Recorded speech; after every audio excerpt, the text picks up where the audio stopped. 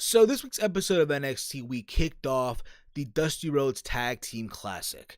We find out that everybody in the entire NXT universe hates, and I mean hate, Tommaso Ciampa. And we find out that there are more matches to take place next week, but above all else, the most important thing of them all, we know who will face Andrade Cien for the NXT Championship at TakeOver New Orleans. Hey guys, what is up? It's me, it's Steve, back at it one more time with a new video. Thank you for watching this video, tuning in back into the channel. If you're new here, hit that subscribe button down below. Give this video a big old thumbs up. Hey, also while you're here, share this video throughout your entire social media platforms, Facebook, Twitter, wherever you share videos. You can follow me on Twitter at HeelSteven, where I tweet throughout Monday Night Raw, SmackDown Live, NXT, pay-per-views, but above all else, with each and every single one of you awesome mother flowers. Early in the day, I did record my predictions for WWE Fastlane. If you have not checked that video out, head over to the archives of this channel and watch that prediction video and see how awesome I believe that Fastlane will be. You see how sarcastic I sounded with that? But nonetheless, go check that out whenever you get a chance. But anywho, this will be, obviously, like the title below says, my NXT recap review for March the 7th, 2018. We kicked off the Dusty Rhodes Tag Team Classic. Overall, I thought tonight's episode was a pretty solid, enjoyable show. I said this a couple weeks ago. I think it was last week. I'm going to say it again. NXT is that breath of fresh air. Completely is. But that's my take overall. But as always, I want to hear from you guys down below in the comment thread of this video what your thoughts on today's show, if you enjoyed it or not, or if not, on Twitter at HeelSteven. So we kick off the show with a video package hyping up the Dusty Rhodes Tag Team Classic. As you all know, the winner of this tournament will get a shot at the tag team titles at TakeOver New Orleans. And the first match was the Authors of Pain versus TM61. The rematch from the 2016 Dusty Rhodes Tag Team Classic finale. And overall, I thought it was a solid match to kick off the show. Somewhere in this match, Shane Thorne did like a tope suicida to the outside of the ring. It landed on both Akam and Razor. But one of the six spots here, like the crazy spot in this whole match, I think it was either Akam or Razor, one or the other. They grabbed Shane Thorne and they powerbomb him. And he literally lands on the apron and falls to the floor. But the way he landed, like, holy crap, it looked like he just died. And what made it even crazy, and I thought it was cool at the same time, Mauro Ranallo sold this like it was the end of the world. He literally sold this on commentary as if either Akam or Razor killed somebody. Oh my God, crazy stuff like that, right? And I said this during the Andrade Cien versus Gargano 4 match, when Mauro screamed out no when the referee counted 3. Mauro Ranallo, putting out there, showing the emotion for each match. It doesn't matter if it's like the NXT Championship match or the opening match. I just love how he puts his emotion out there as a color commentator into these matches. It's one of those things I said before, is that small detail that you need to bring the significance or the seriousness of a match in professional wrestling. So shout outs and kudos to Mauro Ranallo for that. But when it's all said and done, the Authors of Pain picked up the win, and they go on into the tournament, into the next round. And again, it was a solid match all you want, but if I can be critical here, I would have not had this match be the first round match. Think about it too, right? A couple weeks ago, they played these video packages hyping up TM61, that they're back from, being gone for such a long time, and how they're on this journey to become the tag team champions of NXT, right? You play, again, these video packages hyping them up, and out of nowhere, you have them lose to the Authors of Pain. Like, you fed them to the Authors of Pain. If anything, we could have had, I don't know, Sabatelli and Moss versus TM61 to kick off round 1, or if not, the Authors of Pain versus Heavy Machinery to kick off round 1.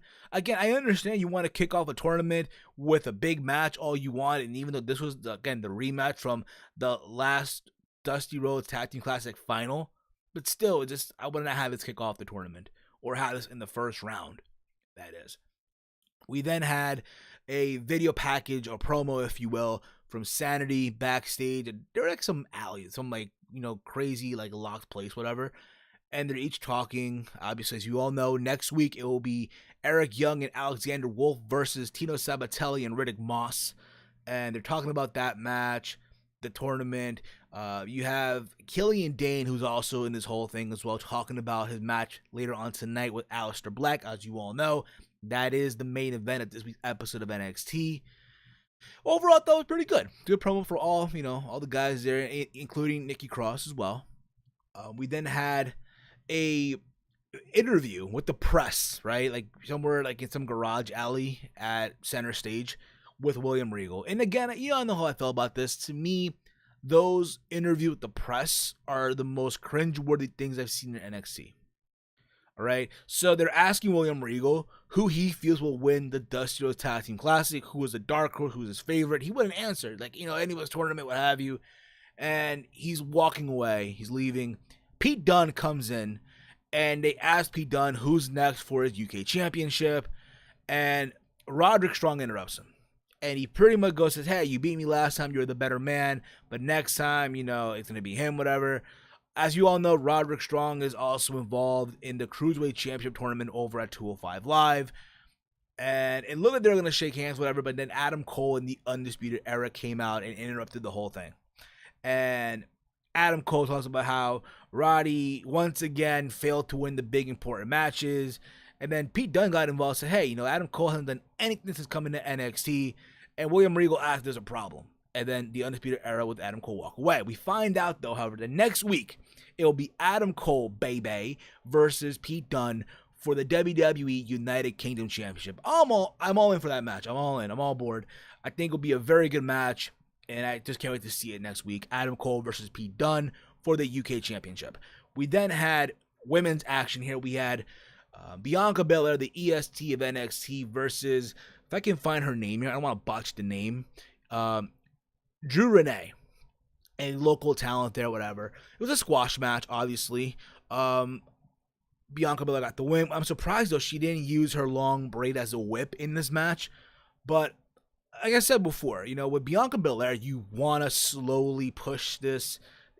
Slow. Don't mess this up. Don't push her right away. It's a slow project, if you will. Same thing with Lars Sullivan, But I do get the feeling, though, somewhere down the road, someone like Bianca Belair will be a contender for the Women's Championship of NXT. But we'll see where that goes somewhere down the road.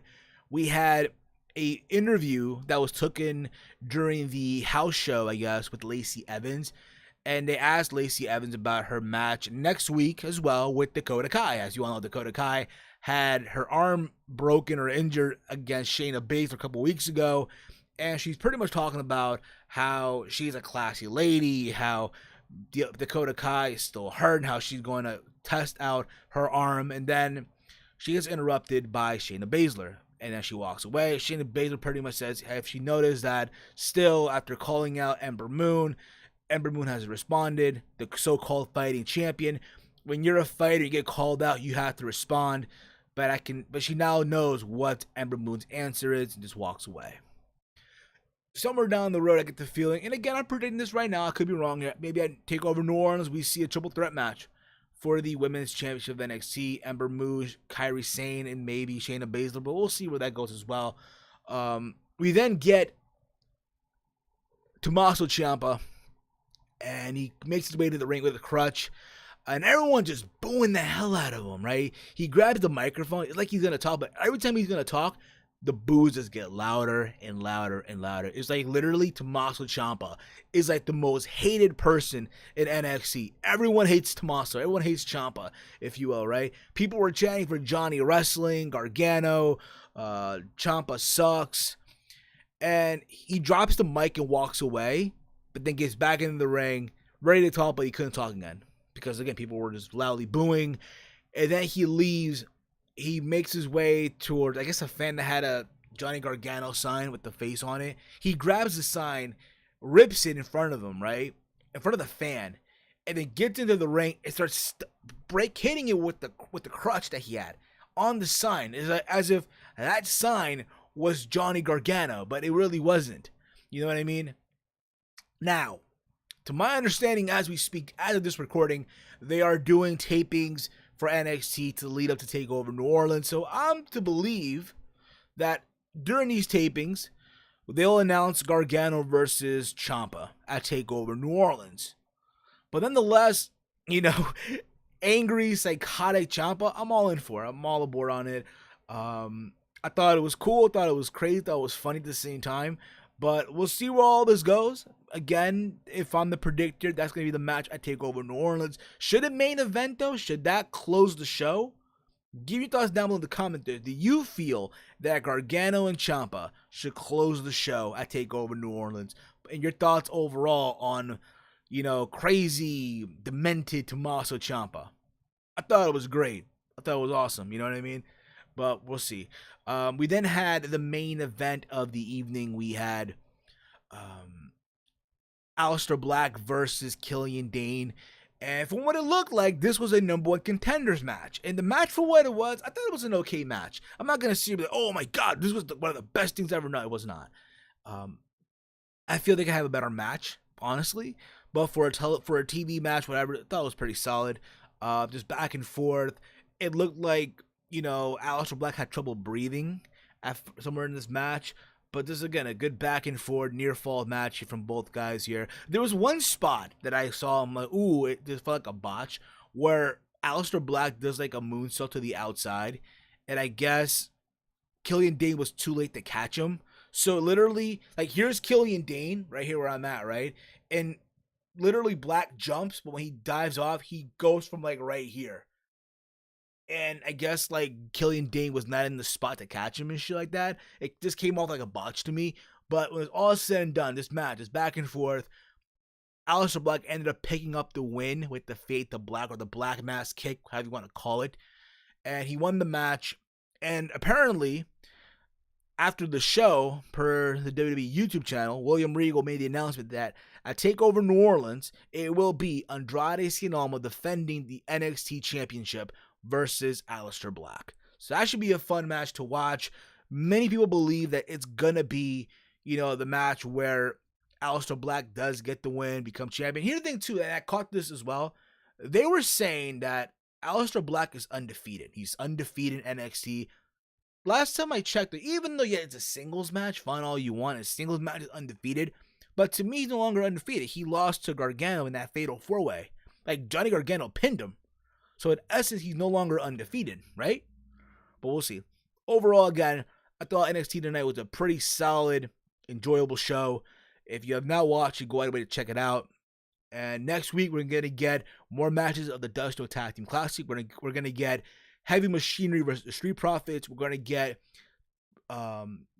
Salatelli and Moss versus Sanity's Eric Young and Alexander Wolf. We're also going to get Dakota Kai versus Lacey Evans. It's cool to see that they're adding the women that were in the Mae Young Classic. I think that's so awesome. Good for them on that. And we're also getting Adam Cole versus Pete Dunne for the UK Championship. Holy crap. Sign me up. I can't wait for next week as we're on the road to take over New Orleans. Yes, there was a spoiler today at the taping that they've added a new championship. I'm going to talk about that this coming Friday or tomorrow for the Team Mill podcast. So make sure you're subbed to this channel. Hit that bell icon. Be notified when I upload a video, when I go live. If you have not checked out already, go check out my WWE Fastlane predictions. All right. So that's all I got to say here, guys. Thank you for watching this video. Give this video a big old thumbs up. Share this video.